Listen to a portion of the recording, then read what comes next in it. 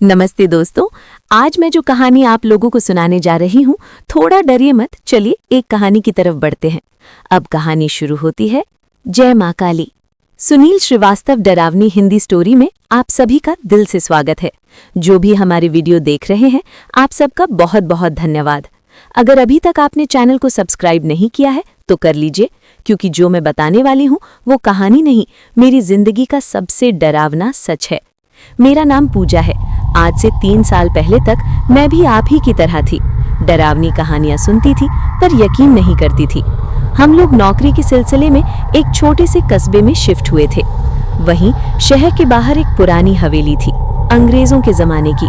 टूटी खिड़कियां, काले पड़े दरवाजे और चारों तरफ सन्नाटा।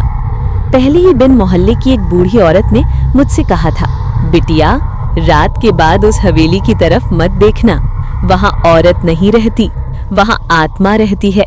मैं हंस दी थी। उस रात पहली बार कुछ अजीब हुआ। करीब 12 बजे मेरी नींद अचानक खुल गई। कमरे में ठंड इतनी थी कि रजाई के अंदर भी कांप रही थी।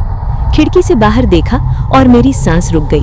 हवेली के सामने एक औरत खड़ी थी। लाल रंग का ब्लाउज, खुले बाल और चेहरा इतना सुंदर कि नजर हटे ही ना। वो सीधे मेरी तरफ देख रही थी। फिर अचानक उसने मुस्कुराया, लेकिन वो मुस्कान इंसानों जैसी नहीं थी। उसका मुंह धीरे धीरे फैलने लगा, दांत बाहर निकल आए, आंखें सफेद हो गईं। मेरे मुंह से आवाज तक नहीं निकली। तभी मेरे कान के पास किसी ने बहुत धीमे से कहा, पूजा, दरवाजा खोल। मैं पलटी। कमरे में कोई नहीं था, लेकिन दरवाजे की कुंडी अपने आप हिलने लगी और उसी पल मेरे मोबाइल पर एक मैसेज आया। मोबाइल पर लिखा था, आज पहली रात है। मेरे हाथ कांपने लगे। मैंने तुरंत खिड़की की तरफ देखा।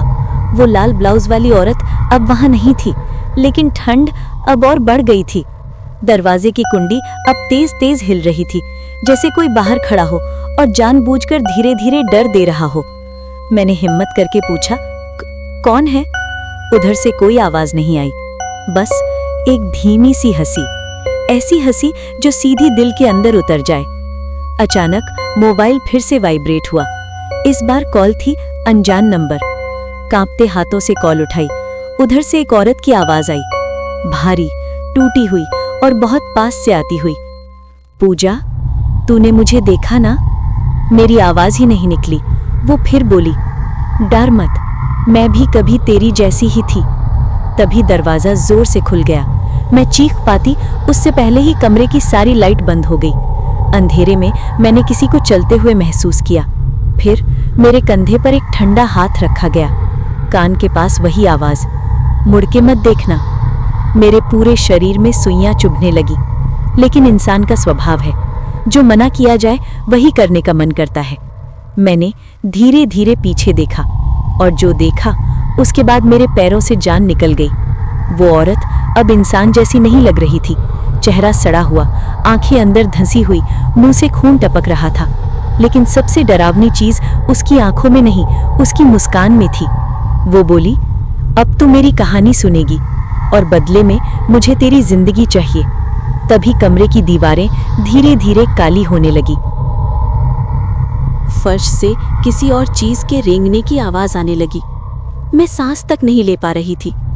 कमरे की जमीन जैसे जिंदा हो गई थी। काली रंग की कोई चीज धीरे धीरे मेरे पैरों की तरफ बढ़ रही थी। मैं पीछे हटना चाहती थी, लेकिन शरीर ने साथ देना बंद कर दिया था। वो औरत अब मेरे बिल्कुल सामने थी। उसका चेहरा मेरे चेहरे से बस एक हाथ की दूरी पर था। उसकी सांसें सड़ी हुई, गर्म और बदबू से भरी हुई। उसने अपना ठंडा हाथ मेरी ठुड्डी के नीचे रखा और मेरा चेहरा ऊपर उठाया। डर लग रहा है? उसकी आवाज में मजा था, जैसे वो मेरे डर को पी रही हो। मैं रो पड़ी, मुझे छोड़ दो, मैंने तुम्हारा क्या बिगाड़ा है? वो हंसी इतनी जोर से कि कमरे की दीवारें कांप गईं। हर कोई यही पूछता है, उसने कहा, पर कोई ये नहीं पूछता कि मेरे साथ क्या हुआ था। अचानक कमरे की दीवारें घुलने लगी। मेरे चारों तरफ का कमरा बदलने लगा। अब मैं अपने घर में नहीं थी, मैं उसी हवेली में खड़ी थी। लेकिन वो हवेली जैसी आज है वैसी नहीं थी। चारों तरफ रोशनी थी, दिए जल रहे थे, हवेली में लोग थे, हंसते बोलते, और सामने एक लड़की खड़ी थी, लाल ब्लाउज पहने। वो लड़की मैं नहीं थी। वो बोली, ये मैं हूँ जब मैं जिंदा थी। मैंने देखा एक आदमी उसके पास आया, अच्छे कपड़े, मीठी बातें, झूठी मुस्कान। वो लड़की उस पर भरोसा कर बैठी। दृश्य बदल गया। अब वही लड़की उसी हवेली के कमरे में जमीन पर पड़ी थी, बाल बिखरे हुए, आंखें खुली की खुली। दरवाजा बाहर से बंद था, खिड़कियां भी। वो रो रही थी, चिल्ला रही थी, लेकिन कोई सुनने वाला नहीं था। दिन, फिर रात, फिर दिन, भूख, प्यास और अकेलापन। मैं सब देख रही थी, लेकिन कुछ कर नहीं पा रही थी। अंत में उस लड़की ने दम तोड़ दिया और उसी पल उसकी आंखें खुली, लेकिन अब वो इंसान नहीं थी। दृश्य टूट गया। मैं फिर अपने कमरे में थी। वो आत्मा अब भी मेरे सामने खड़ी थी। अब समझी, उसने कहा, मैं क्यों किसी को छोड़ती नहीं? मैं कांपती आवाज में बोली, पर इसमें मेरी क्या गलती? उसकी आंखें अचानक लाल हो गई। गलती किसी की नहीं होती, वो फुसफुसाई, बस बारी होती है। उसी पल मेरे पैरों को किसी ने जोर से पकड़ लिया। मैंने नीचे देखा। काले जले हुए हाथ जमीन से बाहर निकले हुए थे और उन हाथों ने मुझे धीरे धीरे नीचे खींचना शुरू कर दिया। मेरी चीख कमरे में गूंजने लगी, लेकिन कोई सुनने वाला नहीं था और अंधेरा मुझे निगलता जा रहा था। लेकिन मेरी आवाज जैसे गले में ही मर गई हो। वो जले हुए हाथ मेरे पैरों से अब कमर तक पहुंच चुके थे, ठंडे, कठोर और ऐसे जकड़े हुए जैसे छोड़ने का नाम ही ना हो। मैंने आखिरी कोशिश में ऊपर देखा। वो आत्मा वहीं खड़ी थी। लाल ब्लाउज अब काला पड़ चुका था, चेहरा फिर से बदल रहा था, आंखें अब पूरी तरह खाली। उसने कहा, डर मत पूजा, नीचे जाने से पहले हर किसी को ये डर लगता है। मैं रोते हुए चिल्लाई, नहीं, मैं तुम्हारी तरह नहीं बनना चाहती। उसकी हंसी अब धीमी हो गई थी, उदास, भारी। मैं भी नहीं बनना चाहती थी, उसने कहा, पर किसी ने पूछा? अचानक मेरे पैरों से पकड़ ढीली पड़ गई। मैं जोर से जमीन पर गिरी। सांस ऐसे चल रही थी जैसे अभी टूट जाएगी। कमरा फिर से मेरा कमरा था। लाइट जल रही थी, सब कुछ शांत। एक पल के लिए मुझे लगा शायद सब सपना था। मैंने राहत की सांस ली और उठने की कोशिश की। तभी मेरे हाथ की कलाई में तेज जलन हुई। मैंने देखा वही निशान जो मैंने सपने में देखा था, लाल और अंदर से जलता हुआ। मेरे कान के पास फिर वही आवाज आई, ये निशान तेरे साथ रहेगा। मैं पलटी।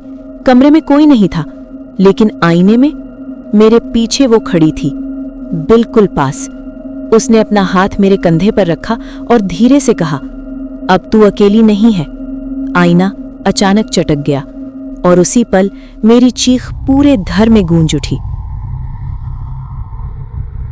दरवाजे के बाहर कदमों की आवाज अब बिल्कुल साफ सुनाई दे रही थी। 1, 2, 3। कोई बहुत धीरे धीरे मेरे कमरे की तरफ आ रहा था। मैंने आईने की तरफ देखा। वो नहीं थी, कमरा खाली था, लेकिन मेरे कंधे पर उस ठंडे हाथ का एहसास अब भी था। कदम दरवाजे के सामने रुक गए। कुंडी धीरे से हिली। मेरी सांसें तेज हो गईं। दिल ऐसा धड़क रहा था जैसे सीना फाड़कर बाहर आ जाएगा। दरवाजा अपने आप थोड़ा सा खुला। बाहर अंधेरा था, बहुत गहरा। तभी एक जानी पहचानी आवाज आई, मेरी माँ की।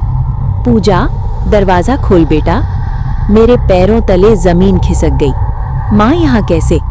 मैंने कांपती आवाज में कहा, माँ आप बाहर क्यों खड़ी हो? बाहर से कोई जवाब नहीं आया।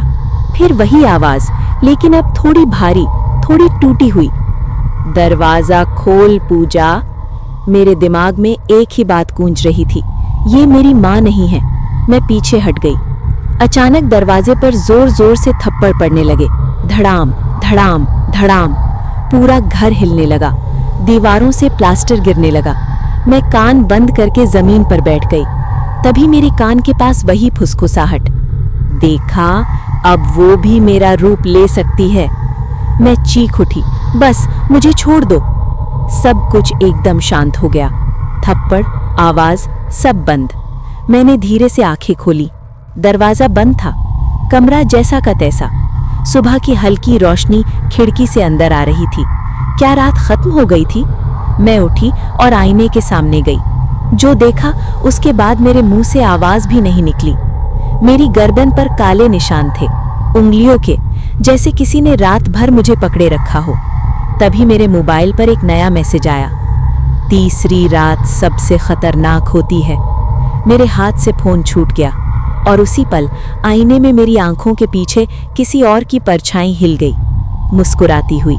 आईने में मेरी आंखों के पीछे वो परछाई धीरे धीरे मेरी मुस्कान की नकल करने लगी। मैंने आईना तोड़ दिया। कांच के टुकड़े जमीन पर गिरे और हर टुकड़े में वो ही चेहरा था। मैं चिल्लाई, बस कर, तू चाहती क्या है मुझसे? कमरे में ठंडी हवा का झोंका आया। पर्दे अपने आप हिलने लगे। वो आवाज अब साफ थी, मेरे बिल्कुल पास। मैं मुक्ति चाहती हूँ और तू रास्ता है। मैं कांपती हुई बोली, कैसी मुक्ति? मैं क्या कर सकती हूँ? हंसी गूंजी, धीमी, काटने वाली। जिस जगह मैं मरी वही जगह मेरा अंत भी करेगी। मुझे समझ आ गया, हवेली। उस रात मैं अकेली उस हवेली पहुंची। दरवाज़ा अपने आप खुला। अंदर अंधेरा और सड़ांध। हर कदम पर फुसफुसाहटें, रोती हुई आवाज़ें, टूटे हुए वादे। मैं उसी कमरे तक पहुंची जहां वो मरी थी। फर्श पर आज भी खून के निशान थे। मैं जोर से बोली, मैं आ गई हूँ, जो करना है कर ले। हवेली चीख उठी। दीवारों से वो निकली, लाल ब्लाउज, लेकिन अब आंखों में आंसू थे। यहीं, उसने कहा, यहीं मुझे भूखा प्यासा मरने दिया गया। मैंने कांपते हाथों से दिया जलाया, जो पंडित ने दिया था। जैसे ही दिया जला, वो चीखी, नहीं, अगर तूने ये किया तो मैं मिट जाऊंगी। मैं रो पड़ी। यही तो चाहिए। मैंने दिया जमीन पर रखा, मंत्र पढ़ा। हवेली कांपने लगी, छत से धूल गिरने लगी। वो आत्मा मेरे सामने घुटनों पर गिर पड़ी। आखिरी बार उसने मेरी तरफ देखा और कहा, धन्यवाद पूजा, पर याद रखना। उसका शरीर राख बन गया। हवेली एकदम शांत। सुबह जब लोग पहुंचे तो हवेली खाली थी। सब खत्म हो गया था, या मुझे ऐसा लगा था। आज इतने साल बाद जब मैं ये लिख रही हूँ, मेरे कान के पास अब भी कभी कभी वही आवाज आती है। अगर आप यहाँ तक पहुँचे हैं तो समझ लीजिए, ये कहानी यहीं खत्म नहीं होती। ये बस आपको छोड़ कर जा रही है। आज रात आईने में देखते वक्त थोड़ा संभल कर देखिएगा, क्योंकि हर परछाई आपकी नहीं होती। अगर अचानक पीछे से कोई फुसफुसाए तो मुड़िएगा मत।